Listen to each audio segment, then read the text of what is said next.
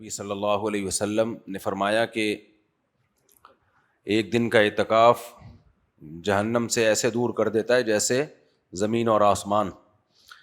اور نبی صلی اللہ علیہ وسلم ہر سال پابندی سے اعتکاف میں بیٹھا کرتے تھے. کچھ عبادتیں ایسی ہوتی ہیں جن کا موقع نکل گیا پورے سال نہیں آتی. تو یہ رمضان کے آخری عشرے کا جو اعتکاف ہے نا، یہ نکل گیا تو پورے سال اس کا چانس ختم ہوگا. اور ہم نے بہت سے لوگوں کی زندگیاں تبدیل ہوتی ہوئی دیکھی ہیں اعتکاف میں. بہت فرق پڑتا ہے انسان پر.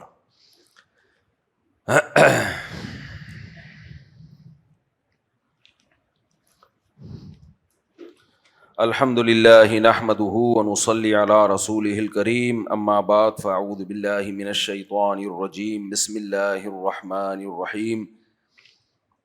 آج ہم نے 21واں پارہ پڑھا ہے، لیکن کل جو ہم پڑھ رہے تھے اس کو آج ہم مکمل کریں گے. موسیٰ علیہ الصلوۃ والسلام کے واقعہ چل رہا تھا.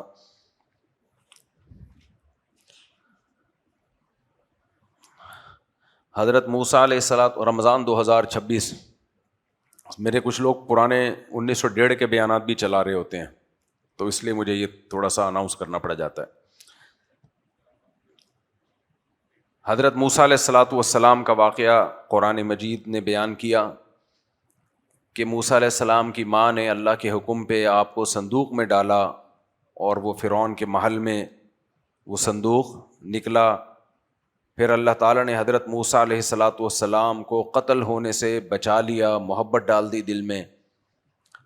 اور موسیٰ علیہ السلام فرعون کے محل میں ہی حضرت آسیہ کی گود میں اور پھر اپنی ماں کی گود میں اللہ نے ان کو پہنچایا. قرآن کہتا ہے وَلَمَّا بَلَغَ أَشُدَّهُ وَاسْتَوَىٰ آتَيْنَاهُ حُكْمًا وَعِلْمًا. جب بھرپور جوانی کو پہنچے، اور استوا کی کل میں نے تفصیل بیان کی تھی نا، ہم نے علم اور حکمت عطا کی. وَكَذَلِكَ نَجْزِي الْمُحْسِنِينَ. اچھا عمل کرنے والوں کو ہم اسی طرح سے بدلہ دیا کرتے ہیں. جو لوگ اچھے اعمال کرتے ہیں ان کو اللہ کی طرف سے علم اور حکمت عطا ہوتی ہے. تو اگر آپ کے پاس علم بھی نہیں ہے، حکمت بھی نہیں ہے، تو اس کا مطلب کہیں کوئی فالٹ ہے. اچھا، اللہ علم اور حکمت دونوں کو الگ الگ بیان کرتا ہے. اس سے پتہ چلتا ہے علم الگ چیز ہے، حکمت کا ہونا الگ چیز ہے. بہت سے لوگوں کے پاس دونوں ہی نہیں ہوتی، نہ علم ہوتا ہے اور نہ حکمت. اور بہت سے لوگوں کے پاس علم ہوتا ہے، حکمت نہیں ہوتی، تو وہ اور زیادہ تباہی پھیلا دیتے ہیں سوسائٹی میں. جو بات جہاں کرنے کی نہیں ہے وہاں کر لیں گے. مثال کے طور پر میرے پاس علم ہے کہ 4 شادیاں سنت ہیں. یہ علم ہے کہ نہیں ہے؟ اب میں نکاح پڑھا رہا ہوں اور وہاں دولہا کو بتاؤں کہ 4 شادیاں سنت ہیں، تو دلہن اسی وقت کانپنا شروع کر دے گی، دلہن کے ابا اسی وقت ڈپریشن میں چلے جائیں گے. اچھا، ایسے لوگ کرتے کیا ہے؟ جب ان کو سمجھایا جائے کہ یار یہ موقع نہیں ہے، تو کہیں قرآن و سنت ہر جگہ بیان کرنا چاہیے، دین کی بات جہاں ہو بیان کر دو. تو ایسے پاگلوں سے اسلام کو جتنا نقصان ہوتا ہے وہ جاہل لوگوں سے نہیں ہوتا. تبھی لوگ مجھے کہہ رہے ہوتے ہیں، کسی کا نکاح پڑھا رہا ہوتا ہے نا، دوسری شادی پہ بیان ہو جائے، میں کہتا ہوں یہ بے موقع بات ہے، پاگل آدمی کس قسم کے الٹے مشورے دے رہے ہو. تو جو بھی علم والا آدمی بے موقع بات کرے گا، چاہے وہ 4 شادیوں کی ہو یا کوئی بھی، یہ تو ایک میں نے مثال دی ہے آپ کو. بہت سے مقررین خطیب لوگ ایسے ہوتے ہیں جو بات کرنے کی نہیں ہے، عوام کے سامنے لانے کی نہیں ہے، وہ لے آتے ہیں عوام کے سامنے. نبی صلی اللہ علیہ وسلم نے فرمایا کلموا الناس علی قدر عقولہم. لوگوں سے ان کے عقل کے حساب سے بات کیا کرو، ایسی بات نہ کرو جو ان کے لیول سے اوپر کی ہے. پھر آگے آپ نے فرمایا کیا تم یہ چاہتے ہو کہ لوگ قرآن و سنت کو جھٹلائیں؟ یعنی کچھ باتیں قرآن و سنت کی ٹھیک ہوتی ہیں لیکن وہ عوام کی فہم سے بالا تر ہوتی ہیں. تو جب تم ان کے سامنے رکھو گے تو وہ قرآن و سنت کو غلط سمجھنا شروع کر دیں گے، وہ سمجھیں گے کہ یہ غلط حدیث ہے معاذ اللہ.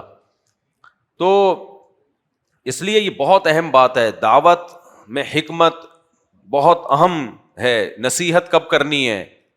بعض ماں باپ کی عادت ہوتی ہے بے موقع نصیحتیں شروع کر دیتے ہیں، تو یہ سب چیزیں سیکھنے کی ہوتی ہیں. بے موقع دعوت، بے موقع بات، پھر اس بات کو بیان کیسے کرنا ہے. تو اللہ تعالیٰ نے اس بات کا بہت قرآن میں جگہ جگہ تذکرہ. ایک جگہ فرمایا من یؤت الحکمت فقد اوتی خیرا کثیرا. جس کو اللہ نے حکمت عطا کر دی اس کو خیر کثیر عطا کر دی اللہ نے, بہت بڑی اللہ نے خیر عطا کی ہے اس کو, اس لیے اللہ تعالیٰ سے حکمت مانگنی چاہیے. حکیم لوگ یہ آیتیں اپنے اوپر فٹ کرتے ہیں, کہتے ہیں دیکھو حکیم حکمت ہمارے پاس ہے, وہ حکمت طب ہے, وہ الگ چیز ہے, اس کا اس سے کوئی تعلق نہیں ہے. تو اللہ فرماتے ہیں ہم نے حکمت عطا کی. وَكَذَلِكَ نَجْزِي الْمُحْسِنِينَ, اسی طرح ہم اچھے عمل کرنے والوں کو بدلہ دیا کرتے ہیں. اللہ نے موسیٰ علیہ السلام کو نہ دولت دی نہ کوئی بنگلہ گاڑی, اللہ نے اچھے عمل کے بدلے میں ان کو کیا عطا کیا؟ علم بھی اور حکمت بھی. تو اللہ کی نظر میں پیسہ اتنی ویلیو نہیں ہے جتنی ہم لوگوں نے بنا لی. اللہ کی نظر میں علم اور حکمت کی حیثیت زیادہ ہے. وَدَخَلَ الْمَدِينَةَ عَلَى حِينِ غَفْلَةٍ مِّنْ أَهْلِهَا, شہر کے لوگ, مصر شہر کے لوگ آرام کر رہے تھے, دوپہر کا وقت تھا, حضرت موسیٰ علیہ السلام نکلے. پوری دنیا میں ہمیشہ سے دوپہر کو قیلولے کا رواج رہا ہے, اس کو قیلولہ کہا جاتا ہے. پوری دنیا میں ہمیشہ سے رواج رہا ہے کہ دوپہر کو, صبح کا ناشتے کا تو رواج تھا ہی نہیں, کچھ چیزیں انگریز ہماری سوسائٹی میں لائے کہ ناشتہ انگریز لے کر آیا ہے.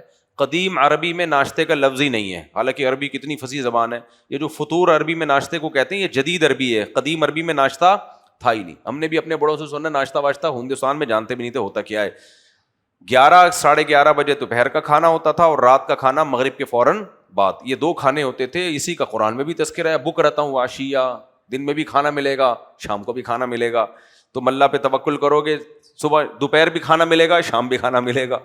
تو 2 ٹائم کا کھانا کیا ہے, یہ سنت سے بھی ثابت ہے. اور انگریز نے آنے کے بعد ہمیں کافی پہ لگایا, چائے پہ لگایا, سگریٹ پہ لگایا, کولڈ ڈرنک پہ لگایا, لسی چھڑا کے ہمیں برگر اور پتہ نہیں کن کن ٹوپی ڈراموں پہ ہمیں لگا دیا, فلموں ڈراموں پہ لگا دیا وغیرہ وغیرہ.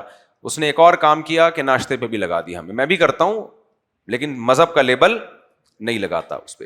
تو یہ سب چیزیں وہاں سے آئی ہیں. پھر دوپہر کا قیلولہ اس نے ختم کر دیا, جو سنت بھی ہے, صحت کے لیے ضروری بھی ہے. دوپہر حدیث میں آتا ہے قیلوا فإن الشیطان لا یقیل, دوپہر آرام کیا کرو, قیلولہ کیا کرو. شیطان آرام نہیں کرتا, شیطان سارا دن گمراہ کرنے میں لگا رہتا ہے.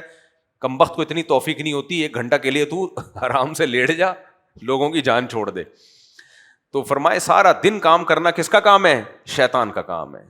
جو ایمان والے لوگ ہیں صبح اٹھتے ہیں جلدی, پھر جب کھانا کھاتے ہیں 11-11:30 بجے تو نیند کا ایک خمار آتا ہے, کھانے کے بعد تھوڑا سا ہوتا ہے تو آرام کرتے ہیں تھوڑی دیر, پھر سارا دن کے لیے ایکٹیو ہو جاتے ہیں.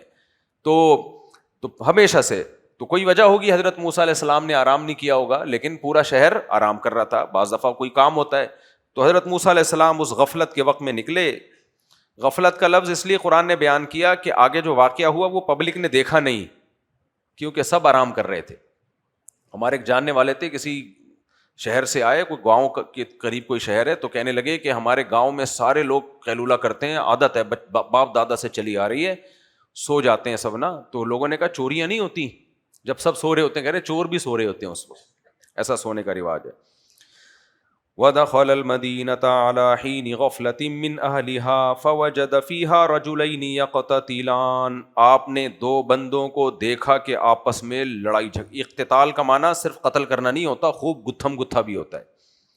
فَاسْتَغَاثَهُ الَّذِي مِنْ شِيعَتِهِ, ایک فرعونی تھا اور ایک بنی اسرائیل کا. تو ظاہر ہے فرعونی حکومت کے لوگ تھے, تو وہ بنی اسرائیلی پہ غالب آتے تھے, ظلم کرتے تھے. تو جو بنی اسرائیل والا تھا جو موسیٰ علیہ السلام کی, اچھا بعد میں نا فرعون کو پتہ چل گیا کہ یہ بنی اسرائیل کے ہیں موسیٰ علیہ السلام, لیکن وہ اتنا ٹائم گزار چکے تھے کہ پھر اس نے قتل نہیں کر سکا وہ. لیکن تلاش میں تھا کہ کوئی موقع ملے تو میں موسیٰ علیہ السلام کو قتل کروں. تو فاستغاثہ الذی من شیعتہ, بنی اسرائیلی نے حضرت موسیٰ علیہ السلام سے مدد طلب کی کہ یہ قبطی ہے, فرعونی مجھ پہ ظلم کر رہا ہے, آپ میری مدد کریں. علی الذی من عدوہ فوکزہ موسیٰ, موسیٰ علیہ السلام گئے اور لڑائی چھڑوانے کے لیے اس کو ایک مکہ مار دیا. فقضى علیہ, اور اس کا کام تمام کر دیا. یعنی ارادہ نہیں تھا لیکن اتنی زور سے لگ گیا کہ وہ بندہ مر گیا. قال هذا من عمل الشیطان, فرمانے لگے یہ تو شیطان کا عمل ہو گیا, یعنی قتل کرنے کا تو میرا کوئی ارادہ نہیں تھا. انہ عدو مضل مبین, شیطان واقعی دشمن ہے, گمراہ کرنے والا, کھلا گمراہ کرنے والا ہے. اس سے کبھی اچھی توقع نہیں رکھنی چاہیے. یعنی نسبت اپنے کام کی کس کی طرف کی؟ شیطان کی طرف. کتنی زور سے لگوا دیا شیطان نے مکہ اتنی زور سے لگوا دیا کہ بندہ مر گیا. قال ربی انی ظلمت نفسی، فوراً اللہ سے توبہ کی، اے اللہ میں نے اپنی جان پہ ظلم کیا، فاغفر لی، میرے گناہ کو، میری غلطی کو معاف کر دے. فغفر لہ، اللہ کہتے ہیں ہم نے فوراً معاف کر دیا. انہ هو الغفور الرحیم، کیونکہ اللہ تعالیٰ بہت زیادہ معاف کرنے والا اور رحم کرنے والا ہے. قال ربی بما انعمت علی فلن اکون ظہیرا للمجرمین، پھر موسیٰ علیہ السلام کہنے لگے اے اللہ تو نے مجھ پر انعام کیا. دیکھو بعض دفعہ توبہ قبول ہوتی ہے نا تو دل میں تسلی ہو جاتی ہے، ایسی تسلی کہ یہ توبہ قبول ہو گئی ہے. تو حضرت موسیٰ علیہ السلام کے دل میں بھی تسلی ہو گئی، تو آپ نے دعا مانگی کہ اللہ فلن اکون ظہیرا للمجرمین، میں مجرموں کا کبھی مددگار نہیں بنوں گا. میری توبہ کی تکمیل میں یہ بات ہے. فاصبح فی المدینۃ خائفا یترقب، اب موسیٰ علیہ السلام شہر میں خوف زدہ ہو کے صبح کی آپ نے، یترقب، اور اس تجسس میں تھے کہ کوئی مجھے دیکھ تو نہیں رہا، کیونکہ قتل تو ہوا ہے، اب ظاہر ہے انکوائری ہوگی فرعون کے دربار میں، حکومت میں، عدلیہ جو بھی اس زمانے میں تھی وہ تحقیق کرے گی بھائی بندہ قتل کس نے کیا ہے. تو دیکھا تو کسی نے ہے نہیں. اچھا یہ بھی کسی کے ذہن میں خیال ہو سکتا ہے، دیکھو اگر کسی سے ناحق کوئی بندہ قتل ہو جائے نا، جان کر نہیں، اس کو قتل خطا کہتے ہیں. تو قتل خطا میں شریعت کا حکم یہ ہے، ہماری شریعت کا، کہ جس کا بندہ مارا ہے ان کے رشتہ داروں کو دیت دیں. آپ ان کے رشتہ داروں کو دیت دیں. 100 اونٹ ہے یا گولڈ میں، اس کی قیمت ابھی مجھے یاد نہیں پڑ رہی کہ کتنے تولہ گولڈ بنتا ہے، کتنے گرام گولڈ بنتا ہے، ٹھیک ٹھاک رقم بنتی ہے. لیکن وہ رقم صرف قاتل پہ نہیں آئے گی کیونکہ اس نے جان کر نہیں مارا، وہ رقم اس کے عاقلہ پہ آئے گی. عاقلہ اسے کہتے ہیں کہ آپ کسی کمپنی میں جاب کرتے ہیں اور آپ کی گاڑی کے نیچے کوئی بندہ آ گیا، آپ کا ارادہ نہیں تھا مارنے کا، نہ آپ نے ٹریفک کے قانون کو توڑا، بلکہ آپ جا رہے اور ہو جاتا ہے بعض دفعہ، تو بندہ آ گیا، یا آپ نے لڑائی میں کسی کو مکہ مارا، قتل کی نیت نہیں تھی اور بندہ مر گیا. بعض دفعہ ایسے پوائنٹ پہ لگ جاتا ہے کہ آپ کا ارادہ نہیں تھا لیکن مر گیا وہ، یا وہ پہلے سے ہی بیمار تھا، آپ نے چماٹا مارا، وہ کوئی ہارٹ پیشنٹ تھا، اس کو ہارٹ اٹیک ہو گیا، وہ آپ نے تھوڑی مارا ہے، وہ تو ہارٹ اٹیک ہوا ہے اس کو.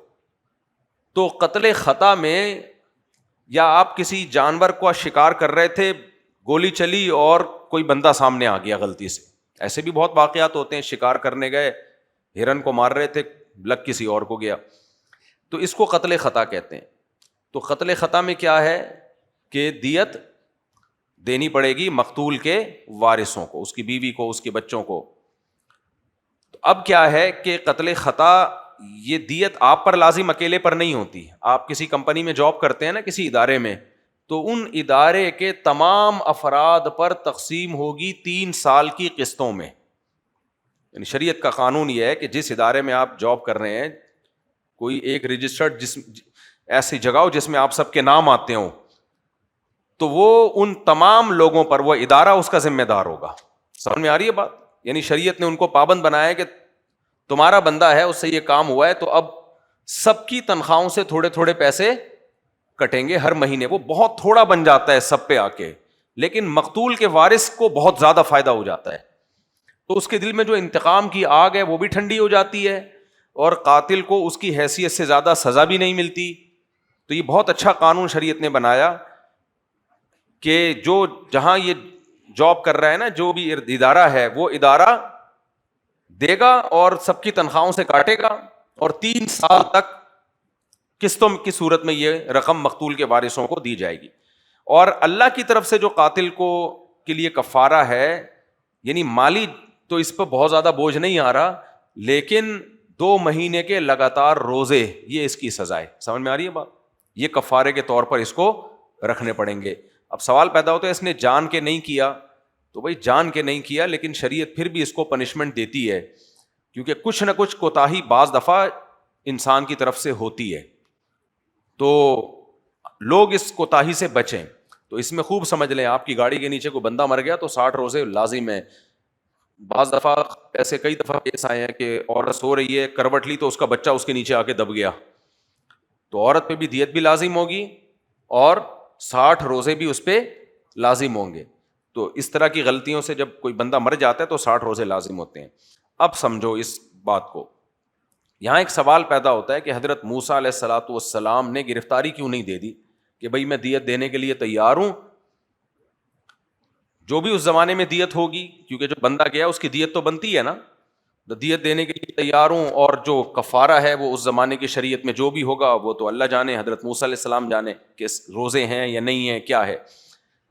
دیکھیں یہاں کنڈیشن یہ ہے, اس سے میں مسئلہ ایک آپ کے سامنے نکال کے بیان کر رہا ہوں کہ جب آپ کو پتا ہو کہ میں انصاف کے لیے تیار ہوں لیکن سامنے والا مجھے انصاف نہیں دے گا, وہ اس کو بنیاد بنا کے مجھ پہ ظلم کرے گا, پھر گرفتاری دینے کی شریعت میں اجازت ہے کہ آپ گرفتاری نہ دیں.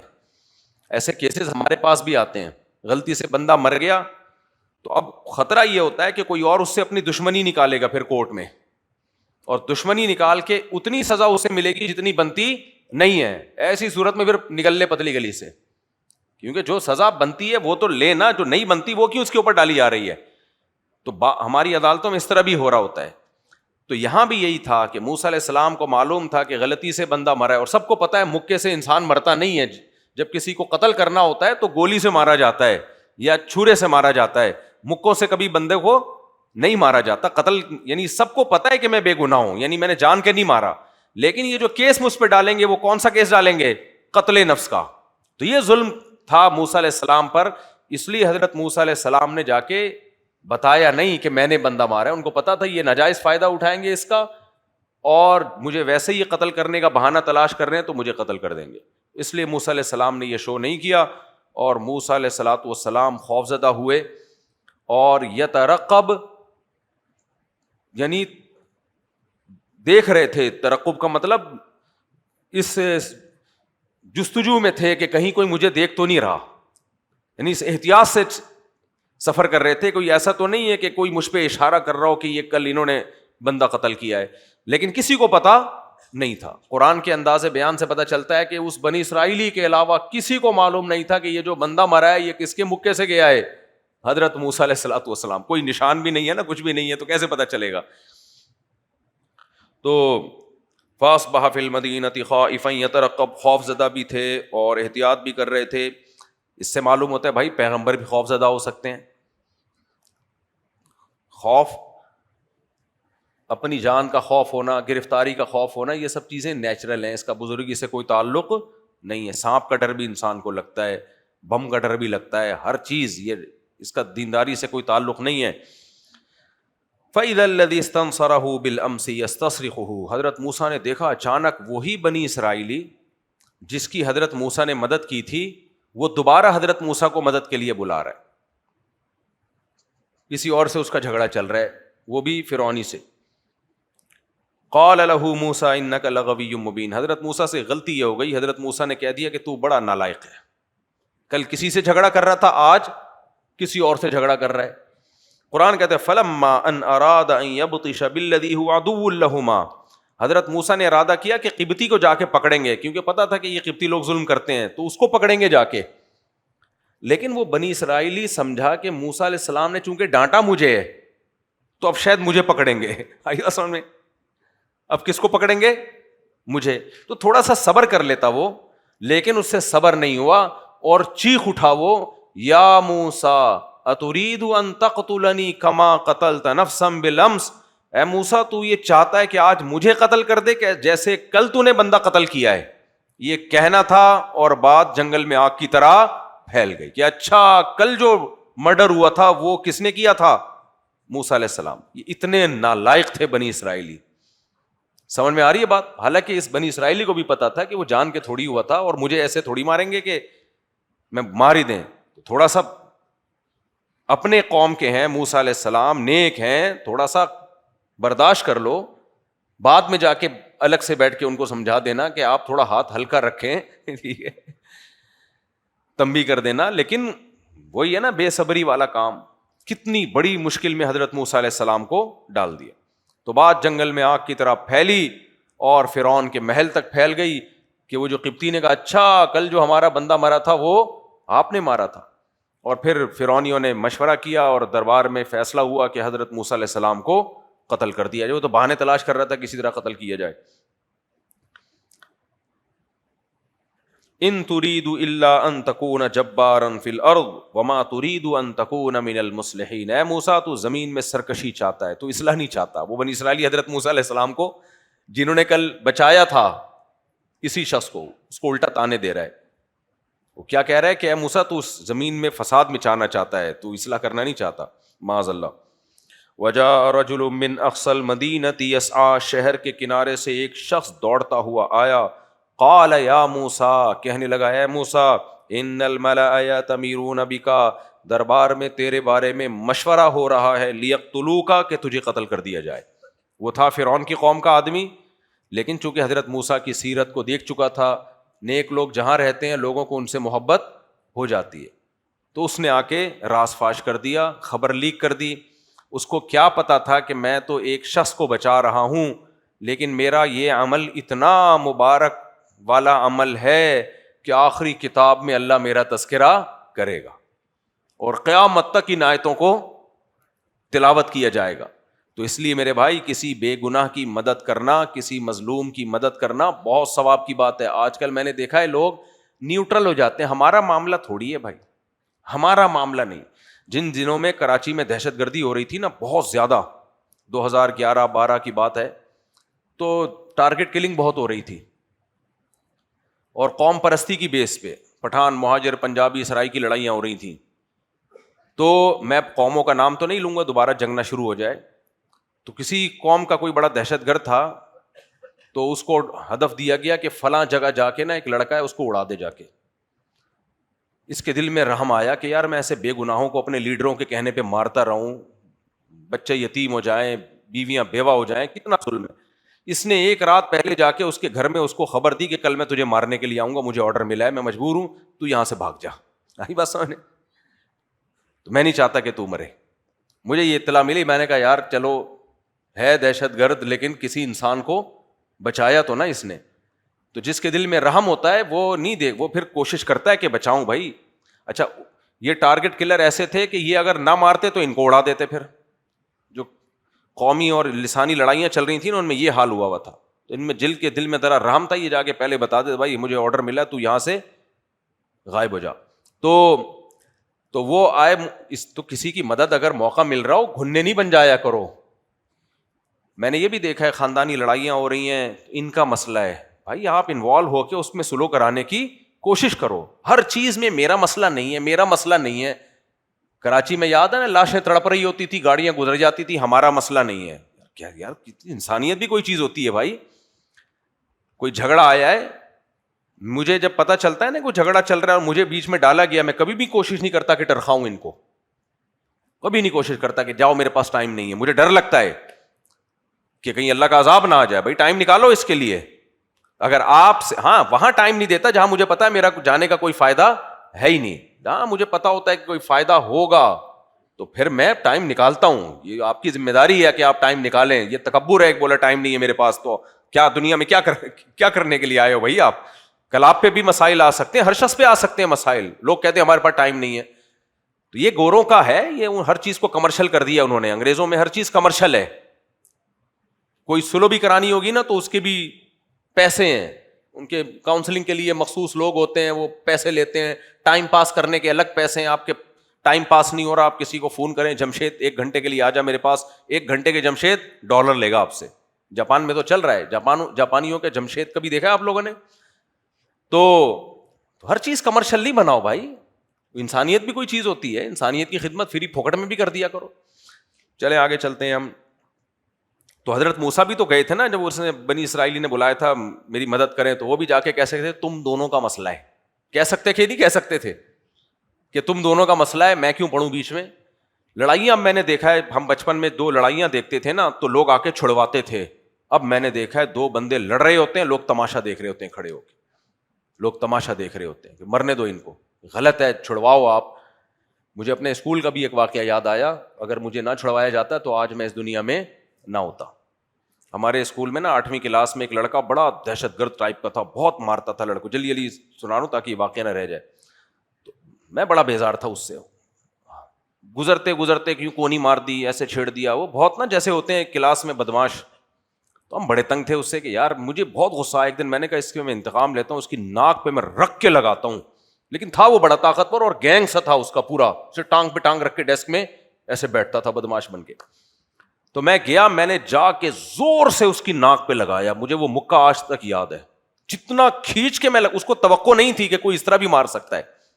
اور یہ میں نے لگایا طبیعت سے اس کے ناک پہ, اس کی گھوم گیا, وہ آنسو نکل گئے اس کے, اور میں بھاگ گیا. کیونکہ مجھے پتا تھا کہ رپلائی میں جو آئے گا نا اس میں میری ناک مارکیٹ سے شارٹ ہو جائے گی. لیکن مجھے وہ دن یاد ہے کہ یار کام تھوڑا سا میں نے بہادری کا کر لیا تھا کہ انتقام کی جو آگ بھڑک رہی تھی نا, میں نے کہا چھوڑوں گا نہیں اس کو, میں یہ بہت زیادہ تنگ کر رہا ہے. تو یہ تو ذلت کی بات ہے نا. تو میں نے جا کے اتنی زور سے لگایا اس کو کہ وہ گھوم گیا اس کو, اور پھر میں بھاگ گیا. اچھا اللہ کا بڑا فضل ہو گیا, جب میں بھاگا ہوں تو جو کلاس کے لڑکے تھے انہوں نے کیا کیا, وہ آیا مارنے کے لیے, تو مجھے بھی پکڑ لیا اور اللہ کے فضل سے اس کو بھی پکڑ لیا. تو میں کہہ رہا تھا چھوڑو مجھے, لیکن دل میں یہ تھا کہ خدا کے لیے چھوڑنا نہیں, چھوڑ دیا تو میرا کیا ہوگا. تو خیر سب کو پکڑ لیا اور چھوڑا گیا. پھر وہ کم از کم تھوڑا سا اس کو شعور آ گیا کہ یہ نہیں کہ بس جس کو چاہو یوں کر کے کونی مار دو, ایسے کر دو. کچھ لڑکے ایسے کر رہے ہوتے ہیں شرارتی قسم کے, تو ایک دفعہ طبیعت سے کٹ لگ جائے نا تو کیا ہو جاتے ہیں ٹھیک, لیکن کٹ حکمت اور بصیرت کے ساتھ. اس طرح سے کٹ نہ لگاؤ اس کی کہ پھر تمہاری کٹ اس سے زیادہ لگ جائے. تو میں نے حکمت اور بصیرت کے ساتھ وہ زوردار مکہ مارا, مجھے آج تک یاد ہے. وہ دیکھو اسکولوں میں ماشاءاللہ کتنا اچھا ماحول تھا ہمارے یہاں, کتنا زبردست خوبصورت ماحول تھا. لیکن میں کہتا ہوں وہ ماحول اس ماحول سے بہرحال اچھا تھا جس میں بچوں کو کیا بنا رہے ہیں, ممی ڈیڈی بنا رہے ہیں. تو خیر اچھا میرے بھائی, تو موسیٰ علیہ السلام نے چھڑوانے کی کوشش کی اور کس پریشانی میں بھی آ گئے بیچارے اس واقعے کی وجہ سے. تو حضرت موسیٰ نے یہ نہیں کہا کہ میں نہ ہی چھڑواتا تو اچھا تھا, دیکھو میں نے تو مدد کی. نہیں بھائی, جب اللہ کے لیے کام کیا جائے گا تو نتائج کس پہ چھوڑے جائیں گے, اللہ پہ. چلو جو ہونا ہے دیکھو. پھر اللہ جب نیک لوگوں کو آزمائش میں ڈالتا ہے تو بنانے کے لیے. یعقوب علیہ السلام کو آزمائش میں ڈالا بنانے کے لیے, تو موسیٰ علیہ السلام کو بھی آزمائشوں میں ڈالا جا رہا ہے بنانے کے لیے کہ پھر نبوت ملے گی آپ کو آگے چل کے. چلتے ہیں آگے. تو یا موسیٰ فخرج انی لک من الناصحین, اے موسیٰ تو شہر چھوڑ دے, میں تیرا خیر خواہ ہوں, یہاں سے چلا جا, تو اس ملک کو چھوڑ دے مصر کو, میں تیرا خیر خواہ ہوں ورنہ یہ قتل کر دیں گے. حضرت موسیٰ نے یہ نہیں فرمایا کہ میں اللہ پہ توکل کرتا ہوں, موت جس دن قبر میں آنی ہے. آج کل دیندار لوگ یہ باتیں شروع کر دیتے ہیں, جو قبر میں آنی ہے وہ قبر میں آئے گی, جو قبر سے اوپر آنی ہے وہ اوپر آئے گی. یہ بات 100% درست ہے, جو رات قبر میں آنی ہے وہ قبر میں ہی آئے گی. لیکن ہمیں شریعت نے کیا حکم دیا, ہمیں کیا پتا کون سی رات قبر میں آئے گی, تو پہلے کیوں گھسنے کی کوشش کر رہے ہو. سمجھ آ رہی ہے بات. ہمیں احتیاط کا حکم ہے. تو اس لیے موسیٰ علیہ السلام کا اللہ پہ کتنا توکل, اس کے باوجود موسیٰ علیہ السلام نے سوچا کہ مجھے یہ جگہ چھوڑ دینی چاہیے, لیکن اب پتہ نہیں کہاں جاؤں, راستوں کا علم نہیں ہے. وجہ اس کی ہے کہ کسی کو بتائیں گے تو وہ مخبر نہ نکلے, وہ جا کے بات لیک نہ کر دے کہ ادھر کو جا رہے ہیں, تو فرعونی اپنے گھوڑوں کو گھڑ سواروں کو بھیجے گا, بھائی اس راستے پہ گئے گرفتار کر کے لاؤ. تو فخرج منہا خائفا یترقب, حضرت موسیٰ خوف زدہ حالت میں چپکے سے نکلے. خوف یہ بھی ہے کہ کوئی دیکھ نہ لے, اور مدین جو ملک تھا اس کی طرف آپ نے رخ کیا, لیکن راستہ پوری طرح معلوم نہیں ہے, گائیڈ ہے نہیں ساتھ میں, لیکن اس کے علاوہ کوئی آپشن ہے نہیں. یہ بھی سیکھنے کی بات ہے. جب آپ کے پاس دو راستے ہوں, دونوں میں ڈاؤٹ ہو, تو جس میں یقینی نقصان ہے اس کو چھوڑا جائے گا, جس میں نقصان کا یقین نہیں ہے اس کو اختیار کیا جائے گا. بھائی ڈاؤٹ اس میں بھی تھا, مدین شہر کا پتہ نہیں ہے کدھر ہے, راستہ اتنا لمبا ہے اور پیدل سفر ہے, سواری نہیں ہے, تو کیا کروں گا, کیسے جاؤں گا میں, تو کیا مطلب نہیں جائیں. یہاں تو موت کیا ہے, یقینی ہے.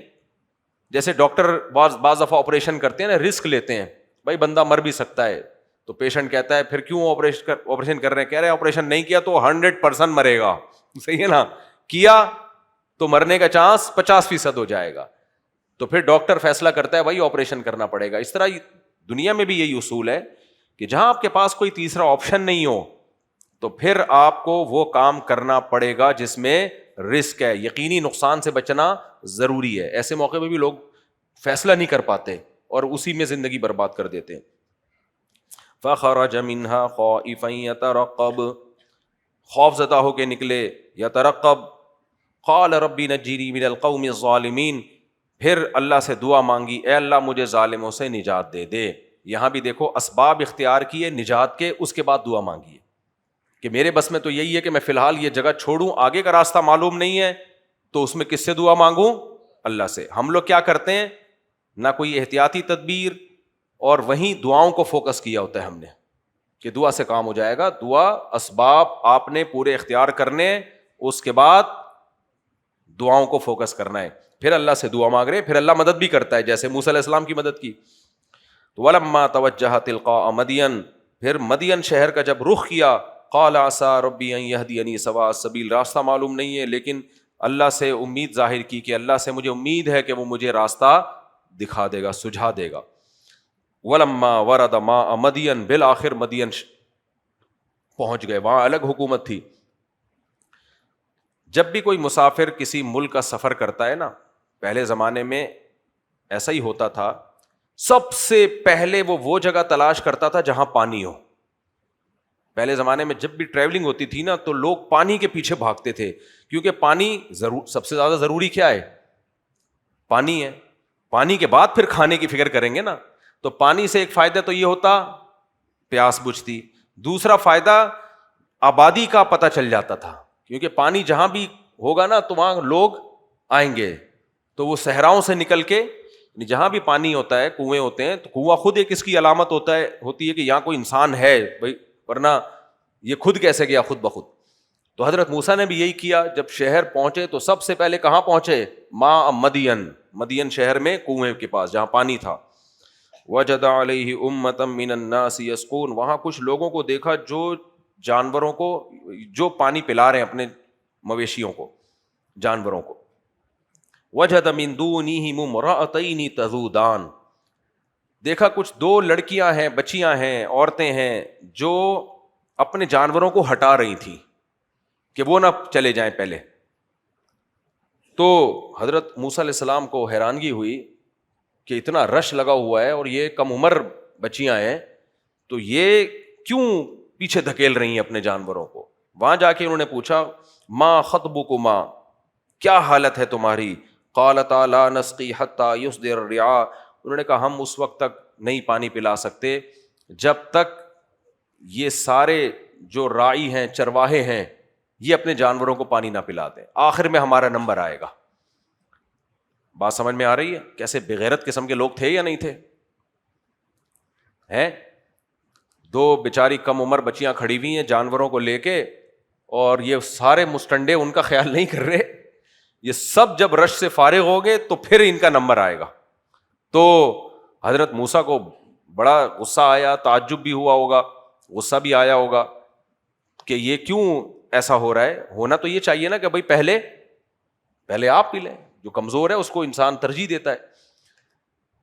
لیکن ان بچیوں نے خود ہی بتا دیا, ایک سوال کا جواب دے دیا, وَأَبُونَا شَيْخٌ کبیر.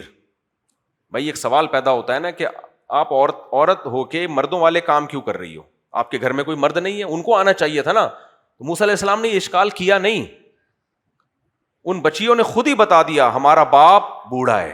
یعنی ایک اشکال کا جواب دے دیا, جس کو اشکال مقدر کہتے ہیں, چھپا ہوا اشکال, کہ آپ ہم سے بدگمان نہ ہونا کہ ہمارے ہاں عورتیں باہر کے کام کرتی ہیں, ہم لوگ ایسے غیرت لیس نہیں ہیں. ہمارے ہاں عورتیں نہیں, ہمارے ہاں بھی باہر کے کام مرد ہی کرتے ہیں, لیکن ہمارے گھر میں ایک ہی مرد ہیں, وہ ابا ہیں, بھائی کوئی نہیں ہے, اور وہ بوڑھے ہیں, مجبوراً ہم گھر سے باہر نکلیں. خواتین کی جاب کا پروگرام بڑھ گیا کہ نہیں بڑھ گیا؟ مرد بھی جاب کر رہا ہے, خواتین بھی جاب کر رہی ہیں. ایکچولی دونوں مل کے جب تک کمائیں گے نہیں, کھائیں گے نہیں, گزارا نہیں ہوتا. بغیرتوں کا واقعی گزارا نہیں ہوتا. دیکھو مجبوری کے حکام الگ ہیں, واقعی کوئی غربت ہے, بندہ جاب لیس ہے, پھر بھیک مانگنے سے بہتر ہے بیوی جاب کر لے, اس کے ہم خلاف نہیں ہیں. لیکن یہ جو ٹرینڈ چل پڑا ہے نا, یہاں بھی تو مجبوری میں گھر سے باہر نکلی ہے نا. بھائی اب والد بوڑھے ہیں, گھر میں کوئی بھائی نہیں ہے, تو ظاہر ہے بچیاں ہی جائیں گی. یہی ہوگا, کیا خیال ہے؟ وہ مجبوری کے حکام الگ ہیں, لیکن آج مجبوری کم, بغیرتی زیادہ ہے. تو بچیاں تو خود موسیٰ علیہ السلام کو اپنی پوزیشن کلیئر کر رہی ہیں, بھائی ہم سے بدگمان نہیں ہونا کہ گھر کے مرد ہمارے بغیرت ہیں, وہ پڑے رہتے ہیں, عورتیں باہر ہوتی ہیں. نہ, گھر میں مرد ہے ہی نہیں, جو ہیں وہ ابا ہیں اور وہ کیا ہیں, بوڑھے ہیں. خود سے خود جواب دے رہی ہیں. اور اللہ ان کی اس بات کو قرآن کا حصہ بنا رہا ہے. قرآن کسی واقعے کا وہ پہلو جو غیر ضروری ہو کبھی بھی بیان بولو نہیں کرتا. اپنے آپ کو شریعت کے حوالے کرو, شریعت کو اپنے حساب سے گھمانے کی کوشش مت کرو. ہمارے لبرل لوگوں کو یہ باتیں سمجھ میں نہیں آتی ہیں. چھوڑ دو اسلام, تمہیں کس نے کہا اسلام کو فالو کرو میرے بھائی, چھوڑ دو اسلام, لیکن اسلام کو چینج مت کرو.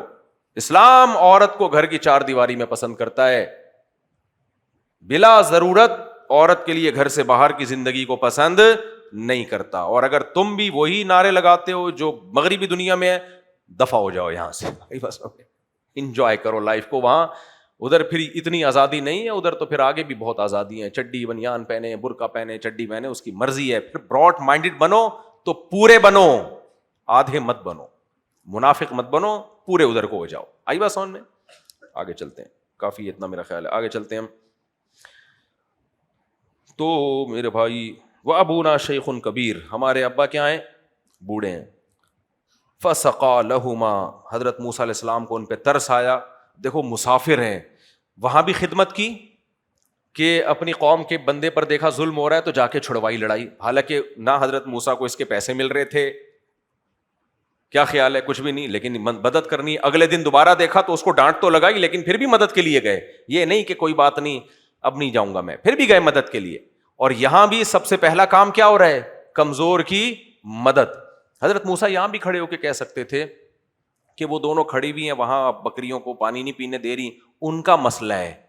یہ کس کا مسئلہ ہے, ان کا مسئلہ, یہ ان کا ہیڈک ہے, یہ میرا مسئلہ نہیں ہے, چھوڑو میں نے کیا کرنا ہے. اور کون سا وہ مجھ سے آ کے مدد مانگ رہی ہیں, انہوں نے مدد بھی نہیں مانگی تھی نا. تو بھائی اس سے پتہ چلتا ہے خدمت خود ہی کرنی پڑتی ہے سوسائٹی کو دیکھ کر. تبھی حدیث میں یہ نہیں آتا کہ تم اپنے پڑوسی سے جا کے پوچھو کہ تمہیں کھانا چاہیے, وہ کہے ہاں چاہیے, تو لے جا کے اس کو دے دو.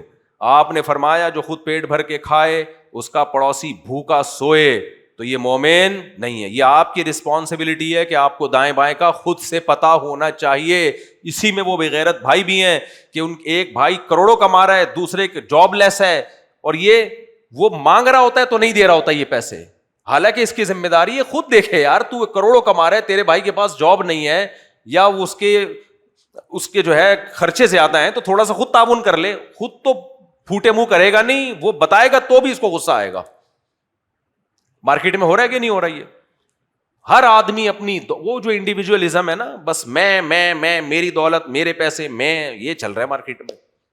تو گزارو زندگی, اللہ پھر پوچھ لے گا. اللہ کو ایسے لوگ بالکل, اللہ جو موسیٰ علیہ السلام کے واقعات دیکھو, یہ پورے واقعے کو بیان کرنے کی کیا ضرورت ہے, اصل میں اسے واقعے کے ایک ایک پہلو میں کیا ہے, سبق ہے. خود سے جا کے مدد کا جذبہ, خود سے مدد کا جذبہ. تو گئے ہیں فسقا, ہاں فرمانے لگے. تو حضرت موسیٰ نے جب دیکھا تو فسقا لہما, حضرت موسیٰ نے ان سے ڈول لیا اور بھیڑ میں گھس کے خود ان کے لیے پانی نکالا. فسقا لہما, ان کے جانوروں کو پانی پلایا, یا ان کو جو بھی برتن وغیرہ بھر کے دینے ہوں گے ان کو دیے. ثم تولی الی الظل, کیا حکمت کی باتیں ہیں یار. اب موسیٰ علیہ السلام نے جب ان لڑکیوں کی خدمت کی, وہ چلی گئیں, موسیٰ علیہ السلام کے دل میں ایک طمع پیدا ہوئی.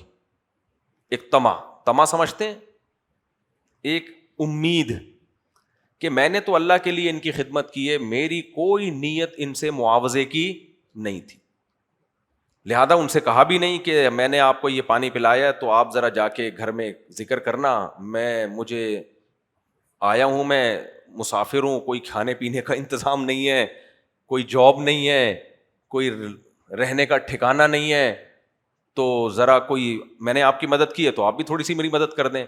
لیکن یہ بات کو موسیٰ علیہ السلام نے استغنا کے خلاف سمجھا. ان کے دل میں خیال آ سکتا تھا اچھا مدد اس چکر میں کی ہے. دیکھو مسافر کو یہ اس زمانے کے سفر نہیں, آج تو ہوٹل کی بکنگ پہلے ہوتی ہے, گاڑی والا آیا ہوا ہوتا ہے ایئرپورٹ پہ لینے کے لیے. یہ والے سفر نہیں, پرانے سفر ایسے ہوتے تھے اجنبی لوگ, کوئی جان نہ پہچان, اب کہاں رات گزاروں میں, جان کو بھی خطرہ, کچھ ہے بھی نہیں, کل کھاؤں گا کیا, زیادہ رات تو ختم. جو حضرت موسیٰ علیہ السلام کی ماں نے جو کچھ پیک کر کے دیا ہوگا کھانا پینا, وہ کتنا عرصہ چلے گا بھائی. تو اس لیے حضرت موسیٰ تو چاہ رہے تھے کوئی تعارف نکلے, کوئی جان پہچان بندہ نکلے تو مجھے لے کے جائے, کہیں ٹھکانہ تو ملے, میں ملازمت کر لوں گا, خود اپنا کماؤں گا, کہیں دہاڑی مل جائے, کہیں مزدوری مل جائے. تو یہ بھی دیکھ لو آپ, حضرت موسیٰ بھیک نہیں مانگ رہے, مزدوری کے لیے آمادہ ہیں. موسیٰ کلیم اللہ سے بڑا کوئی ہو سکتا ہے؟ اس لیے یہ جو کہتے ہیں نا کہ میں ٹماٹر کی ریڑھی کیوں لگاؤں, او بھائی حرام چھوڑو, بھلے ٹماٹر لگانے پڑے, کوئی ٹینشن کی بات نہیں ہے.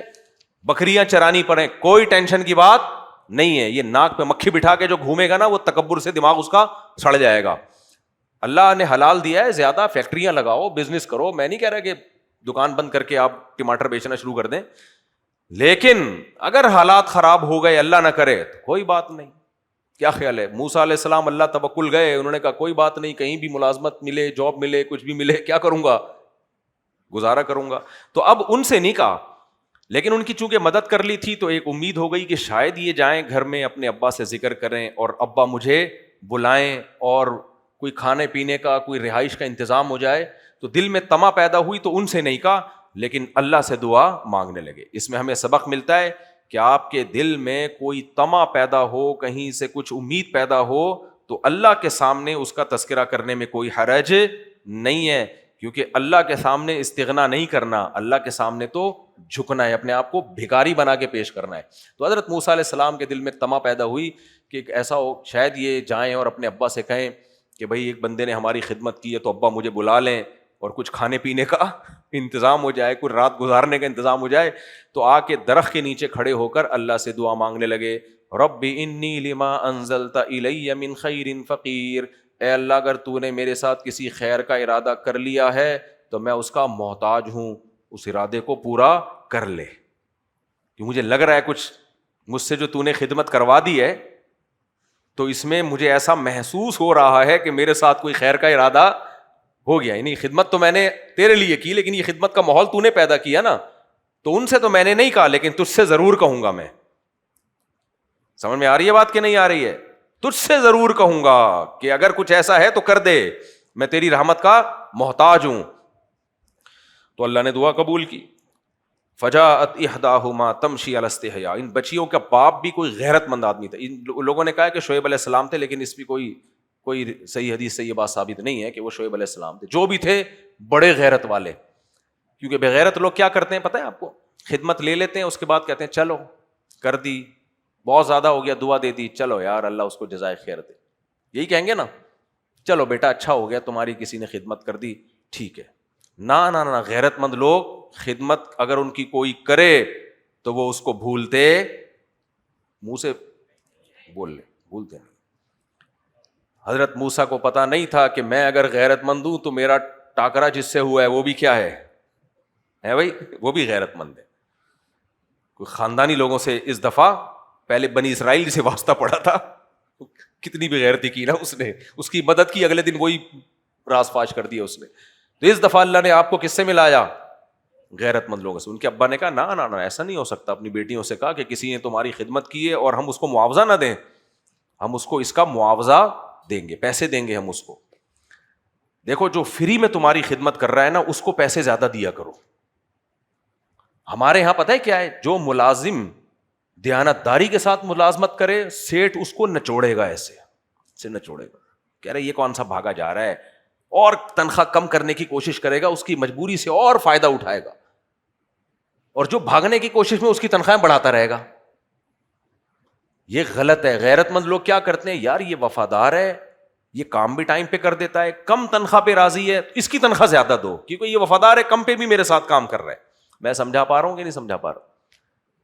تو غیرت ہوگی تو یہ باتیں سمجھ میں آئیں گی. تو ان کے ابا یہ کہہ سکتے تھے کہ چھوڑو بس ہو گئی خدمت. نہ انہوں نے تو فری میں کی ہے, لیکن ہم فری میں نہیں, ہم ایسے غیرت مندوں کو معاوضہ دیں گے. تو فجاءت احداہما تمشی علی استحیاء, ان دونوں میں سے ایک حیا کے ساتھ چلتی ہوئی آئی. اب دیکھو قرآن نے ان کے چلنے کے ساتھ ان کی حیا کا بھی تذکرہ کیا, کیونکہ اللہ کو عورت کی چال میں حیا پسند ہے. اس سے پتہ چلا اللہ کو عورت کی میراتھن ریس پسند بولو نہیں. میں یہ نہیں کہہ رہا خواتین جاگنگ نہ کریں, میری رائے یہ ہے کہ اس زمانے میں فزیکل فٹنس کے لیے جتنی مرد کے لیے ایکسرسائز ضروری ہے عورتوں کے لیے بھی اس سے زیادہ ضروری ہے, لیکن پردے کے ساتھ ہو, حیا کے ساتھ ہو, یہ پردے کے ساتھ ہو. میری رائے کہ خواتین کے جم ہونے چاہیے, اور یہ میں مشاہدے کی پر مبنی. پہلے زمانے کی عورتیں بہت محنت کے کام تھے, سل پہ پیستی تھی چیزوں کو, اب مشینیں آ گئی, سب کام مشینیں کر رہی ہیں. بچوں کی ہگائی متائی پیمپر نے اپنے ذمہ لی ہوئی ہے, ماں کا کام نہیں ہے. پہلے مائیں بچوں کو نالی پہ لے کے بیٹھی رہتی تھی واش روم میں, آواز مار رہی ہوتی تھی کہ اب یہ آواز سن کے اس کا مائنڈ بنے گا. اب ایسا ہے, کر رہی ہوتی تھی نا مائیں کہ بچے کا مائنڈ ہو گیا, اس کا مطلب نکال دے بھائی. اب بچہ نکال دیتا تھا, وہ گھنٹوں گھنٹوں بیٹھی رہتی تھی. اب تھوڑی پیمپر ہے, پیمپر ہٹایا, رپورٹ دیکھی, کیا رپورٹ ہے, کلیئر ہے تو واپس وہی پیمپر لگا دیا, چلو یہ چل رہا ہے مارکیٹ سے. مردوں کا بھی ایسا ہی ہے, وہ کون سا کوئی محنت کے کام کر رہے ہیں, دفتر میں بیٹھے رہتے ہیں, ٹھش پش یہ بس ایکسس, یہ مسل بن رہے ہیں آپ کے نا اس کے. تو یہ تو بہت ضروری ہے خواتین کے لیے بھی, واکنگ بھی, جاگنگ بھی, پردے کے ساتھ ہو یہ سب کچھ. لیکن جب مردوں کے سامنے ہو تو اس میں حیا جھلکنی چاہیے. سمجھ میں آ رہی ہے بات کہ نہیں آ رہی سمجھ میں؟ اس میں حیا جھلکنی چاہیے. دیکھو طواف کھلے عام ہوتا ہے نا, نبی نے طواف کے 3 چکروں میں شروع میں رمل کیا ہے. عورت کو رمل کی اجازت نہیں ہے, عورت کو رمل کی اجازت نہیں ہے, کیونکہ کھلے عام حج ہوتا ہے. اسی طرح لبیک عورت زور سے نہیں کہے گی, حتیٰ کہ عورت پیچھے تراویح پڑھ رہی ہے, حافظہ ہے, امام کو غلطی ہو گئی, عورت آواز سے نہیں بتائے گی اس کو, دائیں ہاتھ کو بائیں ہاتھ پہ مارے گی, ایسے ایسے آواز مارے گی, ایسے, جس سے پتا چل جائے گا امام کو کہ میں کیا کر رہا ہوں, غلط پڑھ رہا ہوں. تو مردوں کی موجودگی میں بھائی کیا ہے, حیا ہے اس میں. تو میراتھن ریس تو کھلی ڈلی ہو رہی ہوتی ہے. تو جم, جاگنگ, یہ سب کچھ عورتوں کے لیے ہماری حکومت کو چاہیے. خواتین کی انگریز بنایا کرتا تھا. میں گیا ہوں نا باہر ملکوں میں, تو پرانے پارک دیکھیں, ونس اپون اے ٹائم گوروں نے صرف خواتین کے لیے, ان میں بھی اس وقت غیرت اور حیا 100-150 سال پہلے ان میں بھی تھوڑی شرم و حیا تھی, تو انہوں نے لڑکیوں کے لیے, خواتین کے لیے الگ جاگنگ ٹریک بنائے ہوئے تھے. وہ ابھی بھی پارک کینیڈا میں اور ان ملکوں میں موجود ہیں کہ بھائی یہاں صرف عورتیں آئیں گی, آدمی کا یہاں داخلہ نہیں ہے. اب تو انہوں نے غیرت محرت سب مارکیٹ سے کیا ہو گئی, شارٹ. ہم لوگ بھی انہیں کو فالو کر رہے ہیں. تو 100 سال پہلے ان کے بھی ایسا ہوتا تھا, خواتین کے لیے الگ. تو میں اس کو ضروری سمجھتا ہوں, کیونکہ جو خواتین ایکسرسائز نہیں کرتی نا, ان کی جو بیماریاں آتی ہیں, موٹاپا آتا ہے, ڈپریشن, اس سے گھروں میں بھی طلاقیں ہوتی ہیں. صحت مند میاں بیوی خوش رہتے ہیں, ایک دوسرے کو خوش رکھتے ہیں. ایک بھی ان میں گول ہو گیا نا, کولیسٹرول کا ڈبہ بن گیا, وہ ٹینشن کدھر پارسل کرے گا, بیوی کو. بیوی ایسی ہو گئی وہ ٹینشن پارسل کرے گی. آج کل ٹینشن رکھتا کوئی نہیں ہے, فوراً پارسل کر دیتا ہے. سمجھ میں آ رہی ہے بات؟ لڑائیاں ہوتی ہیں, جھگڑے ہوتے ہیں. میرے سامنے ایسے کیس آئے ہیں, آدمی بھی گول, قدرتی گول نہیں, یعنی کھا کھا کے, عورت بھی. تو میں نے ان کو مشورہ دیا, میں نے کہا بھائی جم جاؤ, ایکسرسائز کرو, پتلے ہو جاؤ. ان کی لڑائیاں ختم, موڈ صحیح ہو گیا بھائی ان کا. تو اس لیے میں تو اس کو بہت زیادہ ضروری سمجھتا ہوں. لیکن جب پبلک میں عورت ہوگی تو فجاءت احداہما تمشی علی استحیاء, حیا کے ساتھ چلتی ہوئی آئی. قرآن اس چیز کو ہائی لائٹ کر رہا ہے.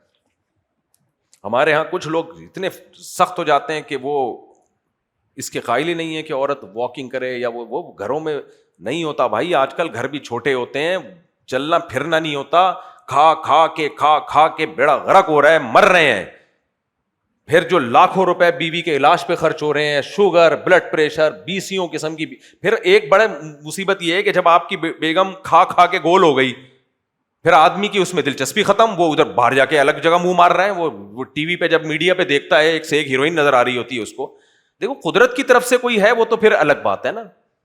کچھ لوگ قدرت کی طرف سے بھاری جسم کے ہوتے ہیں, ہمارے یہاں قدرت کی طرف سے نہیں, زیادہ اپنی کوتاہیوں کی وجہ سے زیادہ مسئلہ ہو رہا ہے. تو آدمی کا بھی بیڑا غرق, عورت کا بھی بیڑا غرق, پھر ان کی محبتیں ختم, پھر ادھر ادھر جا کے منہ مار رہے ہوتے ہیں.